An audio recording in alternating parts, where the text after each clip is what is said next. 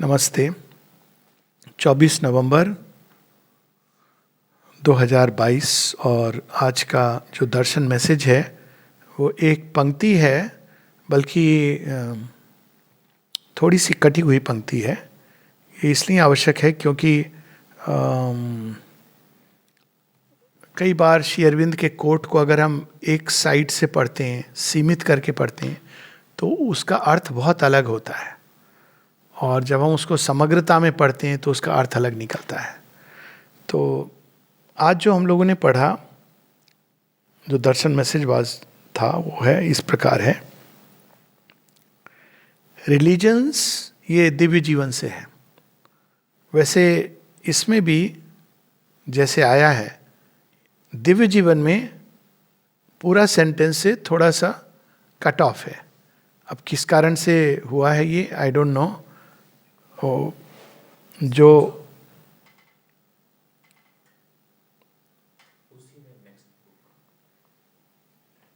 इसी में है नेक्स्ट, ओके, हाँ ठीक है। अब इसमें जो है दिव्य जीवन में थोड़ा सा just we should read it. जो सेंटेंस प्रारंभ होता है वो इस प्रकार से, it is right and reasonable that there should be this plasticity proper to an experimental evolution colon for religion's real business. That's how it starts. ये दिव्य जीवन में पेज 897 पर है, और इसमें जो सब्जेक्ट है वो है the evolution of the spiritual man. तो इसका बैकग्राउंड इस प्रकार से है कि मानव चेतना, अब बैकग्राउंड तो ये है कि इस पार्थिव जगत में जड़ तत्व के अंदर दिव्य चेतना ने अपने को इन्वॉल्व किया हुआ है। वो उसके अंदर छिपी हुई है, ढकी हुई है, कवर्ड है, जिसको हम कहते हैं ना अज्ञान की कवरिंग। अब वो क्या कर रही है? वो उत्तरोत्तर मैटर को मॉडिफाई करती हुई प्रकट हो रही है। तो ट्रेडिशनल स्पिरिचुअलिटी में हम लोग क्या करते हैं, हम ये मॉडिफिकेशन की बात नहीं है, उसके अंदर ये छिपी है। आप इसको कैसे भी तोड़ के, बुक एक बहुत वेल नोन मिस्टिक सेइंग है ना, मटकी फूट गई और उसके अंदर जो था वो स्किप कर गया। ये नहीं है श्री अरविंद का योग, क्योंकि मटकी और उसके अंदर जो जल था उसका एक प्रयोजन था। भगवान ने कोई क्या कहा जाए, कोई ये अनवाइज काम नहीं किया है कि उन्होंने जड़ तत्व के साथ स्पिरिट को बांधा है। वो इसलिए किया है क्योंकि जड़ तत्व के अंदर एक संभावना है, और वो स्पिरिट के कांटेक्ट से ही प्रकट होगी, और वो जब प्रकट होगी तो वो एक नई सृष्टि होगी। अब इसको हम ऐसे समझें, जो श्री कृष्ण की कहानी है कि उनको एक बार ओखली के साथ माँ यशोदा बांध देती हैं। अब बांधा भी किस चीज़ के साथ? ओखली के साथ। अब कृष्ण जी तो उनको कौन बांध सकता है? उनको तो बस प्रेम की डोर बांध सकती है। तो थोड़ी देर बंधे रहे, उसके बाद तो चलने लगे, ओखली को लेके चलने लगे, और एक पेड़ के बीच से चले गए और ओखली फंस गई।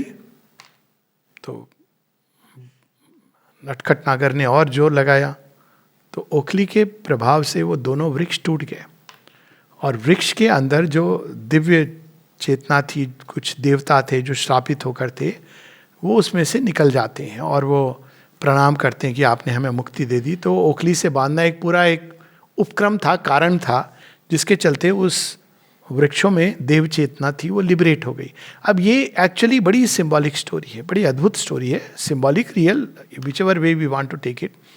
लेकिन इस पार्थिव जगत के अंदर एक दिव्य चेतना है, और वो उत्तरोत्तर उद्घाटित हो रही है। क्यों? क्योंकि वो मैटर को मॉडिफाई करके निकलना चाहती है।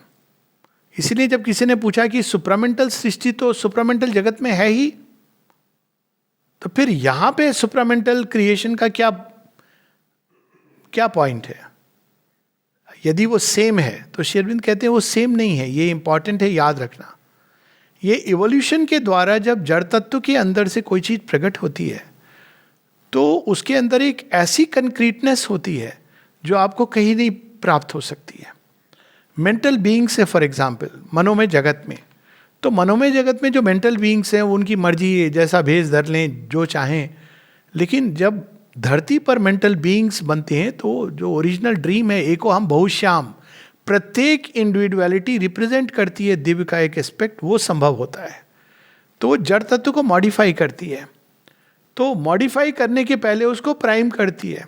आपको कोई कुम्हार जब बनाता है मिट्टी को, तो पहले उसको तैयार करता है, उसमें राइट जल उतना होना चाहिए सब कुछ, तब वो गूंथ के करेक्ट। या हम लोग मोर नॉर्मल ले लें उदाहरण, आपको रोटी अगर बनानी है तो ये नहीं है कि आटे में पानी लगा दो और बेल के डाल दो। अगर पूरी बनानी है तो अलग कंसिस्टेंसी चाहिए, परोठा बनाना है तो अलग कंसिस्टेंसी चाहिए, और मेरा ज्ञान यहीं तक सीमित है। तो पर अर्थ ये है कि अगर आपको घोल के पीना है तो अलग चीज़ चाहिए। तो अब वो तैयार करते हैं, जिसको कहते हैं प्राइमिंग। प्राइमिंग बड़ी इंटरेस्टिंग चीज़ है। आप ब्रेड बनाते हो तो उसमें ईस्ट डालते हो, ईस्ट क्या करता है, उसको फुलाता है, प्राइम करता है आटे को, तो ब्रेड बनती है। तो उसी प्रकार से इसके पहले की आध्यात्मिक चेतना जड़ तत्व के आधार पर प्रकट हो जाए, जड़ तत्व को प्राइम करना होता है, तैयार करना होता है। तो उसी तैयारी में हम देखते हैं कि मटेरियल क्रिएशन है, प्राण के क्रिएशन है, माइंड के क्रिएशंस हैं, लेकिन अब आगे जाना है। तो इस आध्यात्मिक विकास में 4 उपाय हैं जो भगवान यूज करते हैं इसको प्राइम तैयार करने के लिए। और वो 4 उपाय या 4 द्वार जिनके थ्रू हम प्रवेश करते हैं, उसमें एक है ऑकल्ट नॉलेज, गुह्य विद्या, जिसको साधारण भाषा में कहा जाता है, गुह्य विद्या हम लोग प्रचलित नहीं है ज़्यादा हिंदी में, कहा क्या जाता है तंत्र मंत्र, और उसका एक विकृत रूप है जादू टोना। लेकिन तंत्र मंत्र, अगेन तंत्र एक उपाय था अल्टीमेट रियलिटी की तरफ जाने का, लेकिन उसका जो प्रारंभिक स्टेजेस हैं वो ऑकल्टिज्म है। विज्ञान भी एक प्रकार की ऑकल्टिज्म है, गुह्य विद्या है। तो तंत्र मंत्र ये एक उपाय है जिससे व्यक्ति गुह्य शक्तियों के जाल में प्रवेश करता हुआ देखता समझता आगे बढ़ता है। कम से कम वो खुल जाता है कि इस भौतिक जगत के पीछे कुछ और भी है। नहीं तो जो केवल इंद्रियों में बंद है वो कहेगा जो मैं देख रहा हूँ वही सच है, सुन रहा हूँ वही सच है, तो उसके लिए आध्यात्मिक जीवन का कोई मायने नहीं होता है। तो एक है ये गुह्य विद्या। दूसरी चीज है फिलॉसफी। फिलॉसफी में क्या है, वो मन में जो विचार हैं, विचारों की पायदान पकड़ के आप संसार को देखते हो, फिर विचारों के द्वारा आप धीरे धीरे एक दर्शन शास्त्र, एक शास्त्र तैयार करते हो कि जीवन ऐसा है। उसमें बहुत सारे लोग शास्त्र तैयार करते हैं। एक कहते हैं कि एक ही रियलिटी है, तो अगर एक ही रियलिटी तो प्रश्न होता है कि फिर ये मल्टीप्लिसिटी क्या है, तो उसको समझाने का प्रयास करते हैं कि मल्टीप्लिसिटी केवल आँख का धोखा है। कुछ कहते हैं ये भी रियल है, वो भी रियल है। कुछ कहते हैं ये टेम्पररी रियलिटी। तो ये क्या है, ये अनुभव नहीं है किसी को, लेकिन विचार के द्वारा आप सत्य को समझने की चेष्टा कर रहे हो, लेकिन वो एक लिमिट तक ले जाता है आपको, उसके बियॉन्ड नहीं ले जा पाता है। उसके आगे आप केवल आश्चर्यवत पश्यति कश्चिदेनम। तो ये मन के द्वार से, विचारों के माध्यम से उस सत्य को पकड़ने का प्रयास फिलॉसफीज को जन्म देता है। तीसरा जो प्रयास है वो है रिलीजन। अब यहाँ पर रिलीजन का कोई उपयुक्त वर्ड शब्द नहीं है हिंदी में। एक ये शब्द ही अपने आप में एक इसकी देन अलग है, क्योंकि अगर आप इसको लिटरल ट्रांसलेट करेंगे तो धर्म, लेकिन भारतवर्ष में धर्म को उस सेंस में नहीं उपयोग हुआ है जैसे हम वेस्टर्न कॉन्टेक्स्ट में रिलीजन शब्द को यूज़ करते हैं। लेकिन इतना जरूर है कि एक सेंस में धर्म और अध्यात्म का एक वही संबंध है जो रिलीजन और स्पिरिचुअलिटी का है। तो कोई कहे कि धर्म क्या है, तो एक तरीका है धर्म को मॉरल रूल बुक में देखना, कि आप सुबह उठ करके नित्य नेम कर रहे हो तो वो धर्म है, ये वस्त्र पहन रहे हो, ये खा रहे हो, इससे ये सब धर्म है। और उसका लेकिन धर्म का जो सूक्ष्म रूप है वो बिल्कुल भिन्न है। व्यास की महाभारत में ये बात आती है, संडे को हम लोग इसकी बात करेंगे, कि आप देखें कि अलग अलग लेवल्स पे धर्म अलग रूप में प्रकट होता है। जो इसका हाईएस्ट स्वरूप है धर्म का वो क्या है, जो कुछ तुमको अध्यात्म की ओर ले जाता है और भगवान से जोड़ता है वो धर्म है। अब वो कैसे, अध्यात्म क्या है, अध्यात्म है अधिआत्म, हमारे ही सेंस ऑफ सेल्फ उठना बढ़ना। तो हमारा सेंस ऑफ सेल्फ जितना सीमित है, धर्म भी उतना रिजिड और बाउंड्रीज में मूव करता है। जिसका सेंस ऑफ सेल्फ बहुत सीमित है, आप उसको एक व्यापक दृष्टि नहीं दे सकते हैं। उसके लिए इतना ही जरूरी है कि भाई 5 बार आप भगवान के ऊपर हाथ उठा करके प्रार्थना करो। मतलब जितना सीमित हो आप यही कर सकते हो। आप अपने अंदर जाके भगवान को पाना बहुत बड़ी बात है, तो आपको इतना ही कह दिया गया। आप अपने अहंकार को नष्ट करो, ये बहुत बड़ी बात है। तो आप कोई नहीं, सांकेतिक रूप में अपने पशुत्व को तो आप मार नहीं सकोगे, तो बाहर एक पशु का बलिदान कर दो। ये सब भारतवर्ष में तो ये सब हम लोगों ने बहुत पहले पीछे छोड़ दिया है। और देखो सच में कौन करते हैं भारतवर्ष में, ऐसा नहीं कि पशु की बलि नहीं होती है, पर कौन करते हैं? या तो जो सैवेजेस हैं, जो बड़ी क्रूड एक अब हमारे गांव में करते थे, जो आदि ट्राइब्स होती थी वो करते थे। उसको कहते थे गाय का, वो बकरी का पाठा चढ़ाना, यही रिचुअल फॉलो करते थे। और बड़ी विकृत शक्तियाँ होती हैं वहाँ पे। और या फिर कौन करते हैं, जो क्षत्रिय जो होते हैं गुरखा राइफल्स में, वो करते हैं, ये भैंस को काटते हैं। तो दिस इज, बट जो भारतवर्ष में ये चीज़ बहुत पीछे छूट गई है। उसके आगे क्या आता है कि ये चढ़ाना जरूरी नहीं है, आप अपने अंदर पशु की बलि दो। उसके आगे क्या आता है, पशु की बलि काफी नहीं है, कौन बलि दे रहा है? अहंकार। राजा बलि की कहानी है, लास्ट में वो यही कहते हैं कि तू है कौन जो मुझे दे रहा है? मेरा अहंकार है, तो इसकी बलि दे। तो ये धर्म अलग अलग लेवल पे अलग अलग ढंग से प्रकट होता है, और अंत में उसका स्वरूप ये बन जाता है कि जो भी हमको अध्यात्म तक ले जाए, द्वार तक ले जाए, उस चेतना का विकास करे, वो धर्म है। गीता में हाईएस्ट जो डेफिनेशन दी है धर्म की, वो ये है। इसलिए श्री कृष्ण कहते हैं बड़ा सूक्ष्म है, इसको आमतौर पे समझना। तो यहाँ पर हम लोग इस पेज के प्रारंभ से पढ़ेंगे, और यहाँ पहले श्री अरविंद बता रहे हैं। और चौथा जो द्वार है, चौथा जो उपाय है, स्पिरिचुअल एक्सपीरियंस और रियलाइजेशन। कभी कभी अचानक कहीं पर हम जाते हैं और अंदर में कोई द्वार खुल जाता है। कोई ज़रूरी नहीं कि ये मंदिर में हो सकता है मंदिर में हम एक आरती सुन रहे थे और अचानक हमारे अंदर कोई द्वार खुल गया और अपार शांति महसूस हुई। लेकिन ये भी हो सकता है कि जब आरती वगैरह सब खत्म हो गई और आप गए क्वाइट, जब सब शांत था, और आप वहाँ पे बस बैठ गए और अचानक अंदर का द्वार खुल गया। ये भी संभव है कि आप मंदिर नहीं गए, आप एक पर्वत के सामने, आपने पर्वत को देखा, सूर्य को देखा, या नदी को बहते हुए देखा, और आपके अंदर एक द्वार खुल गया, आध्यात्मिक अनुभव हो गया। इसलिए भारतवर्ष में हर चीज को, रिलीजन ऐसी एक व्यापक चीज है, भारतवर्ष में हर चीज को जोड़ दिया आपने धर्म के साथ। चाहे वो जन्म हो, मृत्यु हो, शादी ब्याह, बच्चा, जब बच्चा पैदा होता है, शिक्षा को जाता है, नदी नाले पर्वत पहाड़ वृक्ष नाग देवता गौ माता सबको जोड़ दिया। कौन जाने भगवान कब कौन सा द्वार खोल दे, यू नेवर नो। आप सूर्य को अर्घ दे रहे हो, अचानक आपके अंदर एक द्वार खुल गया।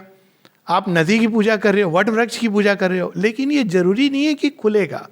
ये मिस्टेक हमको नहीं करनी चाहिए। तो ये 4 उपाय हैं जिससे नेचर, प्रकृति हमको तैयार करती है। लेकिन असल चीज इन चारों में नहीं है, ये तैयारी है। अब यहां श्री अरविंद ये बता रहे हैं कि इसको तुम रियल चीज मत समझ लो। आप जा रहे हो जौहरी की दुकान पर, किसी ने आपको रास्ता बताया या कहा चलो मैं साथ चलता हूं क्योंकि मैं भी उसी तरफ जा रहा हूं, इसका मतलब ये नहीं वो आपको खरीद के हीरा दे देगा। आपने पूरी जानकारी नहीं प्राप्त की है, आपको पता नहीं कि हीरा, रियल हीरे का दाम शायद दे भी पाओ कि नहीं दे पाओ। तो धर्म या रिलीजन आपको वहां द्वार तक ले जाता है। उसके बाद वो आध्यात्मिक चेतना का प्रकटन आप सच में कर पाओगे या नहीं कर पाओगे, या वैसे ही लौट जाओगे, ये एक नेक्स्ट स्टेप है इवोल्यूशन का। तो अब यहाँ श्री अरविंद बता रहे हैं दिव्य जीवन में जो पूरा सेंटेंस जहाँ से है, the wide and supple method of evolutionary nature providing the amplest scope and preserving the true intention of the religious seeking of the human being can be recognized in the development of religion in India.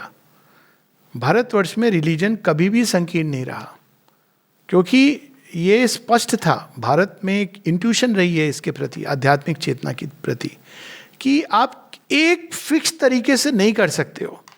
हर व्यक्ति की demand अलग है, और भगवान को भी हर एक में, भगवान को सेमनेस नहीं पसंद है। ये तो बाहर से सृष्टि को देख के समझ आ जाता है।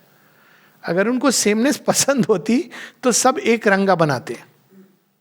हर चीज में विविधता, देखिए कितने रंगों से भरी है प्रकृति, कितनी ध्वनियों से भरी है सृष्टि। और प्रकृति क्या कर रही है, वो प्रयास कर रही है कि उस एक को मैं भरूं, लेकिन नहीं भर पा रही है क्योंकि वो इन्फिनिट है, लेकिन ये प्रयास है। तो हर किसी का अपना अपना रास्ता है। तो प्रकृति ने इसलिए एक वाइड और सपल, मतलब उसमें एक फिक्स चीज नहीं है। जैसे जैसे आप विकसित होते हैं तो वैसे वैसे आपका मेथड बदल जाता है। पूजा के ही 3 स्वरूप बताए गए हैं। एक है बाह्य पूजा, एक है मानसिक पूजा, एक है जो दिव्य स्वरूप में पूजा। अब एक व्यक्ति के लिए बाह्य पूजा जरूरी है, वो नहीं करेगा तो वो डिस्कनेक्टेड फील करता है। दूसरा मानसिक पूजा करता है। आप कहीं भी बैठे मन के अंदर तो आप सब कर सकते हो। शेरविंद के रूम में जा सकते हो, माता जी के रूम में जा सकते हो। आई एम सरप्राइज, बहुत कम लोग शायद ये करते हैं। करना चाहिए। मुझे तो बड़े लिटरली एक ठोकर लग के जन्मदिन के 1 दिन पहले पहुंच गया कि सर मुझे ऊपर जाना है, कल मेरा जन्मदिन है, क्या मुझे जाने देंगे? उसके पहले कुछ और लोग थे, वो जो भाषा में बात हो रही थी मुझे पता थी वो भाषा। कई बार बताना नहीं चाहिए आपको कौन कौन सी भाषाएं पता है। तो मैंने देखा हाँ उनको जाने दिया। मैं जब गया तो कहा नहीं, हम तो केवल स्ट्रिक्टली केवल जन्मदिन के दिन जाने देते हैं। तो मैंने कहा ठीक है, जैसी माँ की इच्छा। बैठ गया नीचे। उस दिन जो मेरा अनुभव हुआ है माँ के साथ, वो फ्रैंकली स्पीकिंग बहुत रेयर है। और उसका सार ये था कि ठीक है, मनुष्य ऊपर आने से रोक सकते हैं, लेकिन मैं तेरे पास आ सकती हूं। अब सार क्या था? जा किस नहीं रहा था मैं, इसीलिए जा रहा था कि माँ आए और वहां पे एक विशेष आपका कांटेक्ट हो। वो विशेष कांटेक्ट के लिए भगवान किसी के मोहताज नहीं है। जब हम इस भाव से देखने लगते हैं तो बदलने लगती है दृष्टि। सो भारतवर्ष में अलग अलग लेवल्स पे, और मानसिक पूजा के बाद दिव्य में क्या होता है, आप केवल भगवान के विग्रह की नहीं पूजा कर रहे हो, आप उसके पीछे जो सत्य है वो शेरविंद माता पुस्तक में लाते हैं। महेश्वरी की पूजा कैसे करो? Wide, calm, equality, partiality she has none, लेकिन हर किसी को करुणा के साथ ये गुण आप डेवलप करते हो तो आप दिव्य रूप में भगवान की पूजा करते हो। और महाकाली की पूजा, the impulses that are straightforward, frank, swift, strong, intense aspiration का, तो महाकाली प्रसन्न हो रही है। Mahalakshmi, beauty and harmony in thought and mind and feeling and heart and action in surroundings within and outside. अगर आप कर रहे हो तो महालक्ष्मी प्रसन्न हो रही है। जीवन के प्रत्येक डिटेल में परफेक्शन से करना तो महासरस्वती प्रसन्न हो रही है। और डिटेल केवल बाहरी नहीं है, एक एक चीज, आचार, विचार, व्यवहार, हर चीज में। तो अब ये होती है दिव्य रूप में भगवान की पूजा करना। मतलब आप उन गुणों को अपने अंदर, ईश्वर के गुण हैं, उनको आप धारण कर रहे हो और उसके माध्यम से आप बढ़ रहे हो। तो यहां वाइड एंड सपेल उसकी बात हुई है। तो यहां शेरविंद पहले बताते हैं कि हर चीज को एनकरेज किया गया। अब आता है ये पूरे सेंटेंस के बाद नेक्स्ट सेंटेंस, और मनुष्य को फ्रीडम दी गई कि आप जैसे अप्रोच कर सकते हो करो। यहां रोका नहीं गया किसी को कि बाह्य पूजा इंफीरियर है, डोंट गो, ये नहीं कहा जाता है भारतवर्ष में। आपको जैसे आपको व्रत उपवास करने आप रखो। फिर अगर आप व्रत का जो ओरिजिनल सेंस है, ओरिजिनल सेंस ये थोड़ी कि मैं दिन को नहीं खाऊंगा और रात को अच्छा अच्छा खाना, कुटू की आटे की पुड़ी और सेंधा नमक का आलू खाऊंगा, सिंगाड़े का हलवा खाऊंगा। नहीं, एक्चुअली मतलब हम तो बहुत खुश होते थे कि व्रत आज शाम को मिलेगा अच्छा खाने को। हम तो व्रत रखते नहीं थे, माता पिता रखते थे, पर प्रसाद हम सबको मिलता था, इसीलिए खुश होते थे। पर अब व्रत, एक्चुअली वर्ड देखें, व्रती होना, संयम। अब संयम किस चीज पर? सुबह से शाम फूड पर, ठीक है होना चाहिए, लेकिन माता जी क्या बताती है फूड के बारे में भी? माँ कहती हैं कि it is much better to take, जो तुम्हें चाहिए उस अनुसार तुम लो, रादर देन कि मैं 1 टाइम खाना नहीं खाऊंगा, 2 टाइम खाना नहीं खाऊंगा। हाँ, खाने को लेके विचलित मत हो, उत्तेजित मत हो कि ये बहुत बढ़िया खाना मिल गया, या विचलित भी मत हो कि नहीं मिला। ये नहीं होना चाहिए। जब मिले तो रस ग्रहण करके आप उसको ले रहे हो, तो ये मुख्य चीज है। लेकिन अब वो करना कठिन है, क्योंकि उसमें आपको हर एक दिन करना है। एक दिन व्रत कर लेना आसान है, और ठीक है उसका अपना एक अकल्ट सिग्निफिकेंस है, ऐसा नहीं है, परंतु वो एक फर्स्ट स्टेज है इवोल्यूशन की, बाह्य। तो यहाँ पर सब कुछ अलाउ किया गया। अब आता है वो वाक्य जो आज का मैसेज है, it is right and reasonable that there should be this plasticity proper to an experimental evolution. अब लेबोरेटरी जिसमें आप इवोल्यूशन का प्रयास कर रहे हो, आध्यात्मिक चेतना, again we should not forget, केवल चेतना का विकास नहीं हो रहा है, जड़ तत्व का मॉडिफिकेशन हो रहा है। बिना ब्रेन को मॉडिफाई किए आध्यात्मिक चेतना थॉट्स में नहीं एक्सप्रेस कर सकती है। और आप देखिए ये हुआ है, ऐसे ग्रेट मिस्टिक्स हुए हैं जिनको अद्भुत अनुभव हुआ है, लेकिन as Shri Aurobindo puts it, it is not necessary that every spiritual man is also a good psychologist. वो जो चीज अनुभव हुई वो अंडरस्टैंडिंग में नहीं उतरी, हुई अनुभव, जेन्युइन भी हुई, लेकिन उसको अभिव्यक्त नहीं कर पाए। क्यों? क्योंकि ब्रेन सेल्स, ये सारी चीजें तैयार नहीं है। तो यहां पर दो चीज हमको आध्यात्मिक इवोल्यूशन में समझनी चाहिए। एक, आध्यात्मिक चेतना का जो एंटेंगलमेंट है ज्ञान से, उससे निकलना, और दूसरा साथ साथ मैटर को भी मॉडिफाई करते जाना ताकि वो अभिव्यक्त भी कर सके। ये चीज श्री अरविंद के योग की बात है, वरना इस चीज पर ध्यान नहीं दिया गया। एंशिएंट इंडिया में इसकी बात थी। तो श्री अरविंद कहते हैं कि ये एक्सपेरिमेंट है, तो इसलिए वाइड और प्लास्टिक सपिल होना चाहिए। आप कोई भी नई चीज बन रहा, और यहाँ दिव्य जीवन में भी श्री अरविंद जब बताते हैं नॉस्टिक बीइंग और डिवाइन लाइफ, कहते हैं एक जगह नहीं होगी ये, कई सारे आइलेट्स होंगे, कई सारी छोटी छोटी जगह होंगी जहाँ पे इसका प्रयोग होगा। आज भी हो रहा है। कोई ये हमको नहीं समझना चाहिए कि आश्रम में बस इसका प्रयोग हो रहा है, बाकी लोग संसार में बैठ के बस प्रतीक्षा कर रहे हैं, ऐसा नहीं है। कई जगहों पे इंडिविजुअली और कलेक्टिवली इसका प्रयोग हो रहा है। खासकर अब जो सुपरमेंटल मैनिफेस्टेशन, जिसके बाद में माने कई तरीकों से कई जगहों पर, अलग अलग जगहों पे विविध केंद्र की स्थापना प्रारंभ हुई, आश्रम की ब्रांचेज हैं, व्यक्ति हैं, इंडिविजुअल्स हैं जो अपने अपने ढंग से इस मार्ग पे चल रहे हैं। तो ये आवश्यक है इवोल्यूशनरी प्रोसेस के लिए। अब कहते हैं श्री अरविंद इसके बाद colon, for religion's real business is to prepare man's mind, life and bodily existence for the spiritual consciousness to take it up. संभवतः जिसने भी ये पैसे लिया है कलेक्टेड वर्क से लिया है, ओरिजिनल में नहीं किया है। तो कलेक्टेड वर्क्स में वो सीधा ऐसे आता है रिलीजन इज, लेकिन वो तो जिसने पढ़ा और माँ से प्रश्न किया उसके अनुसार है। तो यहाँ पर यह है कि इसका जो रियल बिजनेस है रिलीजन का, वो मनुष्य के मन, प्राण और शरीर को आध्यात्मिक चेतना के लिए तैयार करना है, ताकि आध्यात्मिक चेतना इसको ले सके। जब व्यक्ति बहुत क्रूड होता है तो रिलीजन आवश्यक होता है उसको। रिलीजन में आप बहुत सारे नियम, डूज डोंट्स, ये सब आवश्यक होते हैं, नहीं तो मनुष्य तैयार नहीं। स्पिरिचुअल कॉन्शियसनेस वाइड होती है, इन्फिनिट होती है, इनफैक्ट वो किसी नियम में बद्ध नहीं होती है। वही तो अब भगवत गीता की यही तो ब्यूटी है।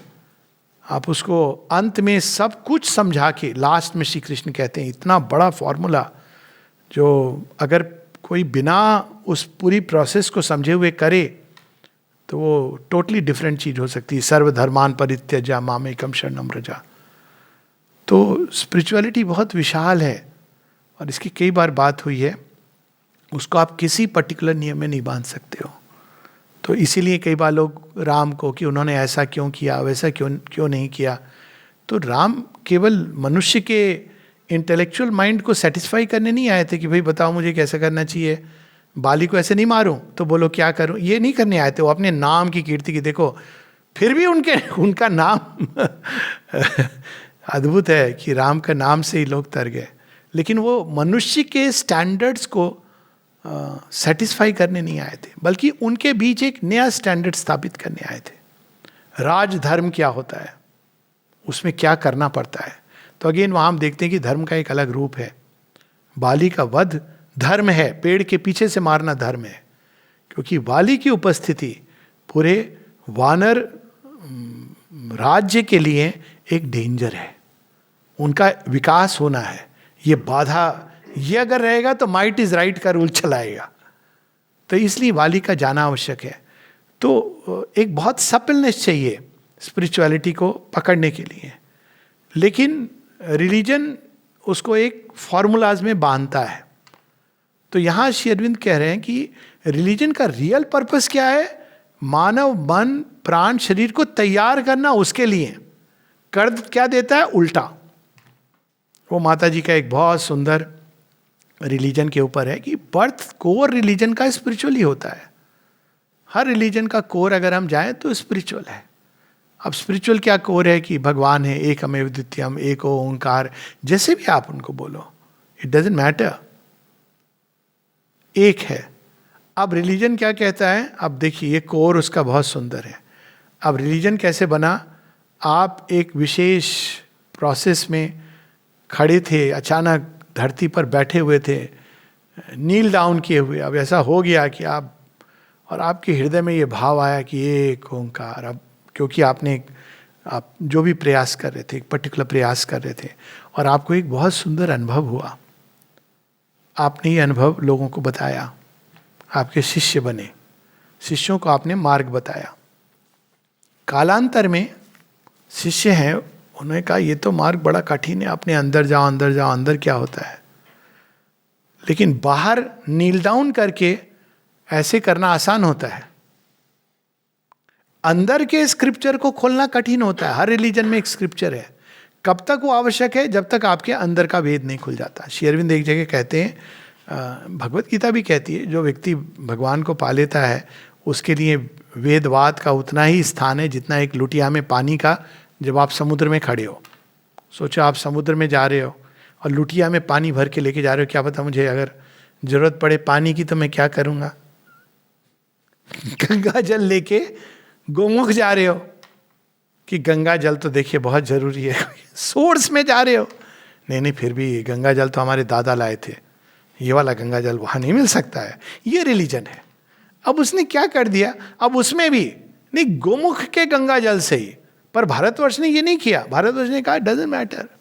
यहां तक उसने व्यापक बना दिया कि आप गोमुख गंगोत्री नहीं जा सकते हो।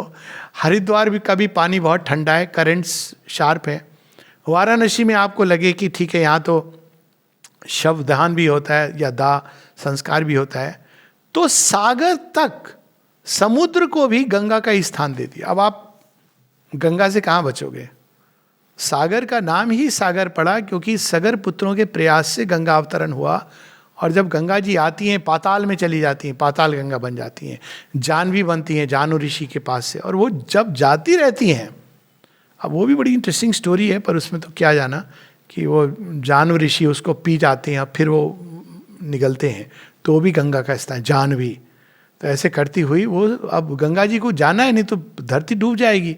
तो वो एक पूरा वास्ट, आप गड्ढा कह लें या जो भी कह लें, तो वहाँ उतरती हैं तो सागर, समुद्र जिसको हम कहते हैं, सागर भी गंगा है।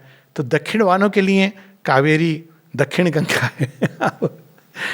लेकिन अगर कोई बोले नहीं वही गंगा है, बाकी सब गंगा नहीं है, तो आप क्या कर रहे हो? सीमित कर रहे हो। गंगा की पूजा ऐसे ही करनी है। अब आपने क्या किया? सीमित कर दिया, एसेंस नहीं पकड़ा। गंगा आरती तो की, लेकिन फिर पॉलिथीन भी डाल दिए। तो रिलीजन का रियल पर्पस क्या था? आपके अंदर रिफाइनमेंट हो चेतना का। एक समय ऐसा आना चाहिए जब गंगा को आप अंदर में अनुभव करें, जैसे शिव जी के अंदर उतरी, तो वैसे वो descent of Ganges inside us, ताकि प्योरीफाई करें। वो अल्टीमेटली क्या है? भगवान की पवित्र कारणिक शक्ति, और उससे शुद्ध होकर हम मुक्ति को प्रदान करें। ये सिंबॉलिक चीज है कि आप मृत, ओल्ड कॉन्शियसनेस आपकी मरी और आपने गंगा में बहा दिया, तो शुद्ध होकर के नई चेतना का जन्म हुआ। बड़ी ब्यूटीफुल चीज है। लेकिन अब आप फिजिकली जब शव को वहां इस भाव से कि भाई हमने गंगा में डाल दिया, अब वो तो जो भी हो, अब उसको तो मिल ही जाएगा, धाम परम धाम, ठीक है, श्रद्धा का अपना स्थान है। लेकिन यहाँ पे वो कहते हैं रिलीजन का रियल पर्पस है प्रिपेयर करना। लेकिन वो क्या करता है? वो स्पिरिचुअलिटी को कुछ फिक्स्ड फॉर्मूला में लिमिट कर देता है, और उस फिक्स्ड फॉर्मूला को मुल्ला आकर के, काजी आके, पंडित आकर के उसको, और प्रीस्ट आकर के, सभी लोग उसको और रिजिड बनाते जाते हैं, उसको और नैरो बनाते जाते हैं, फिर उसके बाद डॉगमेटिक बना देते हैं। यदि आपने ये नहीं किया तो भगवान रुष्ट हो जाएंगे। एक ही चीज जो बेचारे नहीं हो सकते हैं, वो जब विनाश भी करते हैं तो रुष्ट होके नहीं करते, प्रेम से करते हैं कि भाई तू इस पाप से मुक्ति हो जा। ऐसे तो तेरे लिए कोई अल्टीमेटली चल, तुझे यही वाली एम्ब्रेस चाहिए, मैं दे रहा हूँ। भगवान रुष्ट हो जाएंगे, ये चढ़ावा दे दो। किस हद तक जा सकता है ये डिग्रेडेशन। तो कोर उसका सुंदर है, कोर हमेशा इंटैक्ट रहता है और हर व्यक्ति रिलीजन के माध्यम से उस कोर को टच कर सकता है। आप राम की पूजा करते करते आप रियलाइज कर सकते हो, एक राम दशरथ का बेटा, एक राम घटघट का वासी, एक राम है जगत पसारा। एक राम दशरथ का बेटा, एक राम है जगत पसारा, एक राम घटघट का वासी, एक राम है सबसे न्यारा। You can realise it through that image. या आप रिवर्स कर सकते हो कि भाई बस एक ही मार्ग है। भारतवर्ष में ये संभव नहीं है क्योंकि हमने एक्सेप्ट किया है मल्टीप्लिसिटी। तो religion's real business is to prepare man's mind, life and bodily existence for the spiritual consciousness to take it up. नति के द्वारा रिलीजन क्या सिखाता है? There is a greater power जिसके सामने आपको नतमस्तक होना है। साइंस ही नहीं सिखाती है, रिलीजन सिखाता है। वो हृदय से खुलता है उसका द्वार। It teaches you spontaneously. It has to lead him to that point where the inner spiritual light begins fully to emerge. Religion आपको हाथ पकड़ के वहां तक ले जाएगा। अब आप कैसा संबंध जोड़ोगे ये आपके ऊपर है। आप चाहो तो कृष्ण जी को मंदिर में रख दो, कपाट बंद कर दो, फिक्स टाइम रख दो पूजा के और एक फिक्स पुजारी रख दो, ये आपकी मर्जी है। या चाहो तो कृष्ण जी को अपने साथ लेकर के उनके साथ सो जाओ, उनको साथ घूमो फिरो। He is the friend and lover of mankind. The only friend, the master of man and his infinite lover. Shri Arvind describe करते हैं। तो अब ये वहां तक ले गया कि कृष्ण जी से आपका परिचय हो गया। अब आप क्या करते हो उसके साथ? यहां रिलीजन का एक्चुअल बिजनेस है आध्यात्मिक चेतना को रिलीज करना। नॉट टू, हाँ, it is at this point that religion must learn to subordinate itself. जब वो ले जाता है आध्यात्मिक चेतना के निकट, तब रिलीजन को स्वयं को सबऑर्डिनेट करना है कि मेरा काम हो गया, मैं द्वार पर खड़ा प्रतीक्षा कर रहा हूँ, आप अंदर से आइए। अंदर आकर के आप अगर चाहते हो तो अब आप मुझे एक नई दृष्टि से देख सकते हो। तो रिलीजन अंदर में जो वूम्ब है, गर्भाशय है, वो है, और स्पिरिचुअलिटी उसके अंदर जो भ्रूण डेवलप कर रहा है। जब तक भ्रूण पूरा डेवलप नहीं हुआ है, गर्भाशय जरूरी है। परंतु जब वो रिलीज हो जाता है, बाहर आता है बच्चा, तो कोई बोले अरे वो गर्भाशय कहाँ, मुझे संभाल के रखना है, नाड़ नहीं कटने दूंगी मैं, तो आप क्या करोगे? That child will never thrive. तो यहाँ पर ये भाव है कि not to insist on its outer characters but give full scope to the inner spirit itself to develop its own truth and reality. तो बाहरी कर्मकांड, बाहरी तौर तरीकों पे इंसिस्ट नहीं करना है। ये वर्ड बड़ा इंटरेस्टिंग है। श्री अरविंद ये कह रहे हैं सबऑर्डिनेट, ये नहीं कह रहे हैं उसको throw the baby with the bath water. Subordinate, आप फूल चढ़ाइए लेकिन आप अंदर में श्रद्धा के सुमन डेवलप कीजिए। आप आरती कीजिए अगर आपको आरती करनी है, लेकिन अंदर में अभिप्सा की अग्नि को जलाइए। आप अगरबत्ती जरूर लगाइए, लेकिन अंदर में आप अपने इस प्रकार के आपके गुण हों जो इतनी सुंदर अभिप्साओं जो मिक्स नहीं हो किसी चीज की से, और वो ऊपर की ओर उठती जाए और अपने माधुर्य को और सौंदर्य को और अपनी मिठास को सर्वत्र रेडिएट करे। तो ये इसका मुख्य प्रयोजन है। वो ये नहीं कह रहे हैं कि रिलीजन को हटा दो, आप वो क्या कह रहे हैं, इसको सबऑर्डिनेट कर देना, क्योंकि अब आप एक नई दृष्टि से कर रहे हैं। और दूसरी चीज जो ये कह रहे हैं कि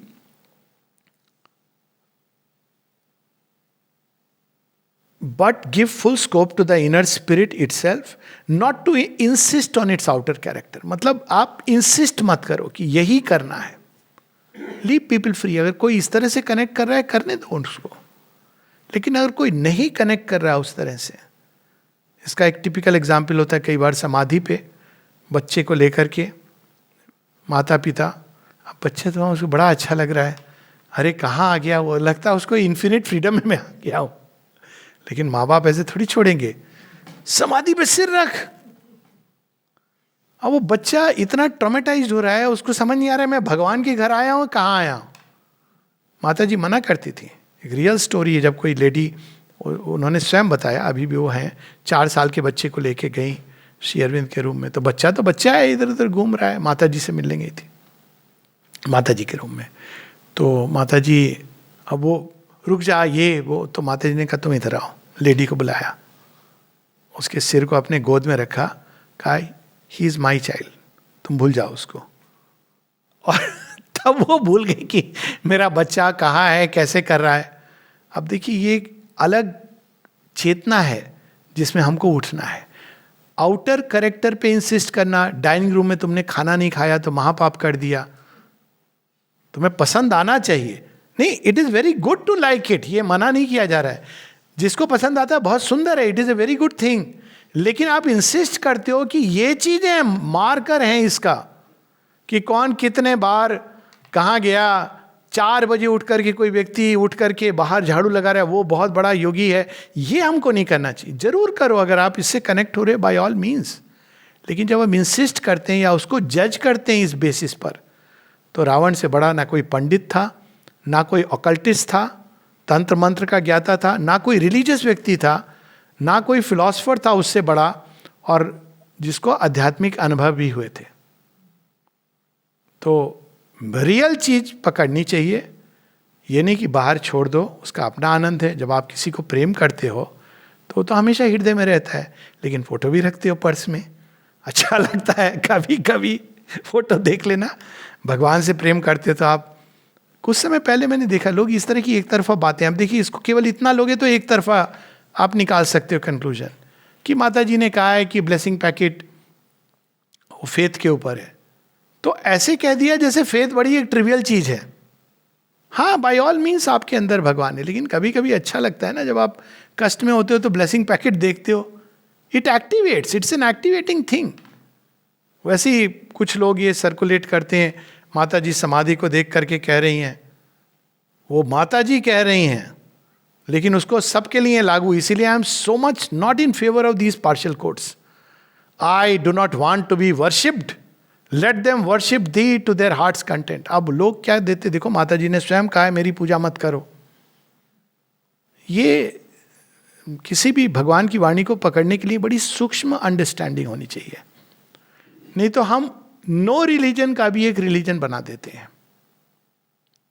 तो ये हमको बड़ा स्मरण रखना है। यहां श्री अरविंद बता रहे हैं हर चीज का अपना स्थान है, रिलीजन का अपना स्थान है, और वो स्थान कहां तक जाता है। हर व्यक्ति तैयार नहीं है सीधा स्पिरिचुअल कॉन्शियसनेस के लिए, आप उसको जिस तरह से जा रहा है उससे जाने दो। तो यहां पर लास्ट में देखिए यही आता है, इन द मीन वाइल, अब ये आप मैसेज कार्ड में नहीं है, इन द मीन वाइल, जब रिलीजन आपको आध्यात्मिक चेतना में ले गया, जब आपने घट घट में भगवान का दर्शन कर लिया, तो फिर तो आप मतलब सर्वत्र वासुदेवम सर्वमिति समात्मा च दुर्लभा, तब तो कोई समस्या नहीं है। लेकिन मीनवाइल में क्या करना है, जब आप रिलीजन में आधा एक पांव यहाँ है, एक स्पिरिचुअलिटी की तरफ जा रहा है। अब यहाँ पर श्री अरविंद कह रहे हैं, in the meanwhile it has to take up as much of man's mentality, vitality, physicality, it religion को रेफर कर रहा है, as it can, and give all his activities a turn towards the spiritual direction. बहुत आवश्यक है। ये सच है कि एक दृष्टि में आप कहीं पर भी काम करते हो सेवा के भाव से भगवान की, तो you are doing the yoga of the Mother and Shri Aurobindo, you are doing karma yoga. Gita में ये थोड़ी कहा कि एक पर्टिकुलर काम ही, लेकिन जब तक हम वो नहीं कर पाते हैं तो ये आवश्यक है कि हमारे कॉन्शियसनेस को ट्रेन करना। Spiritual meaning to them, the revelation of a spiritual meaning in them. आप रिचुअल कर रहे हो, उसके पीछे एक आध्यात्मिक अर्थ को बाहर निकालना ये जरूरी है, क्योंकि यदि हम ये नहीं करते हैं तो हम केवल एक फिर से वही कर्मकांड का वो बना रहे हैं। यज्ञ है, श्री कृष्ण स्वयं करते हैं। यज्ञ का अर्थ है अंदर की अभिप्सा की अग्नि में प्योरीफाई करना। The imprint of a spiritual refinement, the beginning of a spiritual character. अब फिर बाद में बताते हैं कि इस प्रयास में ही एरर्स ऑफ रिलीजन आ जाते हैं, जहां आप इसको अपने ढंग से, जैसे कुछ लोग महाभारत को केवल सिंबॉलिकली इंटरप्रेट करते हैं, so we should be very careful. लेकिन फिर भी लास्ट में वो कहते हैं इस पैसेज में, truth and error live always together in the human evolution and truth is not to be rejected because of its accompanying errors. यहाँ किसकी बात कर रहे हैं? रिलीजन की. कि रिलीजन के अंदर सत्य उसका कोर स्पिरिचुअल है, एरर उसका डॉगमा है. कई बार हम लोग दोनों को रिजेक्ट कर देते हैं, baby with the bath water. तो कह रहे हैं ये नहीं करना है. Though these have to be eliminated, the errors, often a difficult business and if crudely done resulting in surgical harm inflicted on the body of religion. For what we see as error is very frequently the symbol or a disguise or a corruption or malformation of a truth which is lost in the brutal radicality of the operation. The truth is cut out along with the error. अब देखिए इसका मतलब बिल्कुल अलग निकल रहा है. आप केवल इस मैसेज को इतना पढ़ोगे तो ऐसा लगता है शेरविंद कह रहे हैं रिलीजन को छोड़ो, असल चीज स्पिरिचुअलिटी है ना. ये अर्थ निकल रहा है ना. अब पूरा पैसेज पढ़िए. शेरविंद बल्कि कॉशन कर रहे हैं, सर्जिकल हार्म कर लोगे अगर तुम एरर को हटाने के साथ साथ ट्रुथ को भी हटा दोगे. और यही होता है. होता क्या है कि माँ हमारे अंदर है, शेरविंद हमारे अंदर हैं, तो कुछ जाने की कुछ करने की जरूरत नहीं है. अब उससे हार्म ये होता है कि आप अंदर तो रियलाइज नहीं करते हो, आप बाहर जो वो था उसको भी आप छोड़ देते हो और आप एक कन्वीनियंट एक्सक्यूज दे देते हो, जस्टिफिकेशन, कि सब तो हमारे अंदर है. बहुत तरीके होते हैं इस एरर को क्रीप इन करने के, जिसकी अभी मैं वर्णन नहीं करना चाहता हूं. लेकिन मुख्य चीज जो ये है कि रिलीजन में एरर है पर उसमें ट्रुथ भी है. अब आपको क्या करना है? एरर को एलिमिनेट करके ट्रुथ को निकालना है. एरर कहाँ आता है? जब आप कोई चीज केवल रिचुअलिस्टिकली करते हो. आप गए, आपने 2 फूल चढ़ा दिए और आपको लगा हमने कर दिया. ये आपने रिचुअल किया. भगवान इससे बड़े खुश नहीं हो रहे हैं. और रिचुअल की जगह अगर स्पिरिचुअल बनाना है तो आप फूल को हाथ में लेके खड़े हो गए, आपने प्रार्थना की, फूलों को देखा. माँ ऐसे ही है हम, थोड़े मुरझाए थोड़े खिले, पर आपके चरणों में डाल रहे हैं. आगे आप देख लेना. अब जब आपने फूल चढ़ाए तो फूल के माध्यम से अपने आप को आपने ऑफर कर दिया, तो आपने ट्रुथ को पकड़ लिया. पर आपने अगर दोनों एलिमिनेट कर दिए, कई बार फूल चढ़ाने की क्या जरूरत है, अंदर में है, तो you have taken away the staircase जिसके थ्रू हम क्लाइंब करते हैं. यहां तक श्री अरविंद कहते हैं कि even outer symbols are required, even जब आपने रियलाइज कर लिया है, क्योंकि आपका बॉडी भी पार्टिसिपेट करना चाहता है. अंदर तो ठीक है आपने पा लिया, पर बाहर भी तो वो है ना. अच्छा लगता है ना उनके चरणों में आप जब प्रणाम करते हो. अंदर में शरीर को उसे कैसे प्रणाम करोगे? माता जी ने कहा है कि 3 movements, physical movement which company 3 inner movements, उसमें एक है भगवान के सामने पूरा आप लेट जाते हो और कहते हो let thy will be done. दर्शन दिवस पे एक अमेरिकन आया और प्रणाम किया. अब देखिए रिचुअल और इसमें क्या डिफरेंस होता है. अभी आप नहीं कर सकते हो, चलो चलो चलो. अब वो 1 घंटे बहुत देर तक पढ़ा रहा और शेरविंद माता जी बैठे रहे, कुछ नहीं कहा. फिर वो उठा तो उसने कहा मैंने पूरे अमेरिका के मैप को शेरविंद के चरणों में देखा. अब शेरविंद को पता है क्या हो रहा है, लेकिन over a period of time हर चीज को हम रिचुअलिस्टिक बना लेते हैं. तो ये हमको ध्यान रखना है कि असल चीज ये नहीं है. असल चीज है आपके अंदर में विकास, लेकिन आप इसको हटा नहीं रहे हो, उसके केवल एरर वाले पार्ट को निकाल रहे हो. लास्ट चूंकि आज से रिलेटेड है, बहुत लोग आज नीला कपड़ा पहनते हैं, अच्छी बात है. अब कृष्ण में है, अच्छी बात है. कृष्ण का रंग कौन सा है अब शेरविंद ने कह दिया है, पर अच्छी बात है भाई. श्याम रंग जिस भी तरह से अंदर भी हो जाए बाहर भी हो जाए. लेकिन यदि हम ये समझ रहे हैं कि नीला कपड़ा पहने और अंदर में हम सारा काला काला लेके जा रहे हैं तो श्याम नहीं बहुत लोग पहनते हैं. अरे मैं भी पहनता हूँ, मैंने भी हाफ पैंट नीली पहनी है, ढूंढ के निकाली है नीली वाली. लेकिन यदि हम, मेन चीज है कि यदि हम जा रहे हैं, बहुत अच्छी बात है, भगवान के सामने आपने अच्छे कपड़े, बहुत इट्स वेरी नाइस. क्यों हम जाएंगे गंदे वंदे कपड़े पहन करके? अच्छे कपड़े पहन के जाएंगे. हम अपने पिया को रिझाने जा रहे हैं, व्हाई नॉट. तो हम ऐसे क्यों पहन के जाएं, सारे श्रृंगार करके जाएंगे. लेकिन अगर हम अंदर में हमने काला काला रखा हुआ है, तो श्याम नहीं मिलेंगे, श्यामा मिलेंगी दरवाजे पर वो कहेंगी ये सब हटा देखती हूँ अंदर में तेरा वो डार्क ब्लड है वो मेरे को दे दे तो ये है पूरे उसका आशय कि हर चीज का अपना स्थान है, रिलीजन का अपना स्थान है और रहेगा। हर व्यक्ति एक साथ, कई बार लोग आश्रम के कंटेक्स्ट में कहते हैं ये जरूरी नहीं है वो जरूरी नहीं है, आश्रम में भी हर लेवल पर हैं लोग। ये नहीं कि हर एक आश्रमाइट अंदर में एक आध्यात्मिक चेतना को पा चुका है। तो आपको ये चीज, हर व्यक्ति की अलग अलग रिक्वायरमेंट है। भारतवर्ष ने इसीलिए किसी चीज को डॉगमा नहीं बनाया। ये भी डॉगमा बन सकता है कि नहीं कोई जरूरत नहीं है, ये डॉगमा बन गया ना। आपने हर किसी को एक ही, जब हम हर किसी को एक ही तुला एक ही तराजू पर तोलते हैं, हर किसी के लिए एक नियम बना देते हैं कि नहीं आपको फूल नहीं चढ़ाने की जरूरत है। क्यों? क्योंकि जो करना है आपको अंदर करो।